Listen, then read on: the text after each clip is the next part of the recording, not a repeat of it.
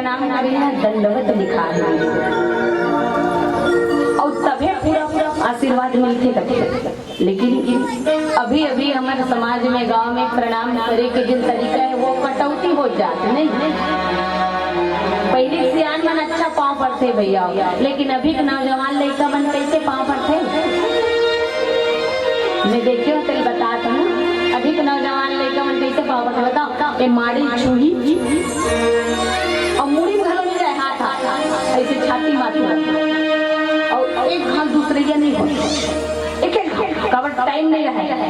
आशीर्वाद दे भैया केवल आशीर्वाद निकले नहीं रहा खत्म। लेकिन पाँव परे के तरीका हमारे रामचरित मानस सिखाता है।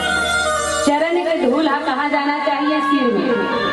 गुरु जी के संत के जब हम प्रणाम करते हैं ना तो चरण लग छूना है और छुए के बाद मस्तक में लगाना है तब आशीर्वाद मिलेगा। और आशीर्वाद देने वाला जब तक आशीर्वाद लग खत्म नहीं करे है ना तब तक आप पाँव पड़ते रहो।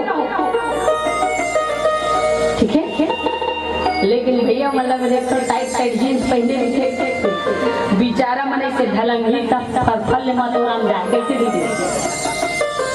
दीदी मन के पाँव पर एक तरीका अभी भी ठीक था, लेकिन भैया मैया बिगड़े। तो प्रणाम हमरा सही तरीका से करना चाहिए। हमारे लिए थोड़ा सा छूट भी दे दे वेद शास्त्र। जब हम पाँव बर्तन न दीदी तो हम लोग जमीन में ढोलके की जरूरत नहीं है।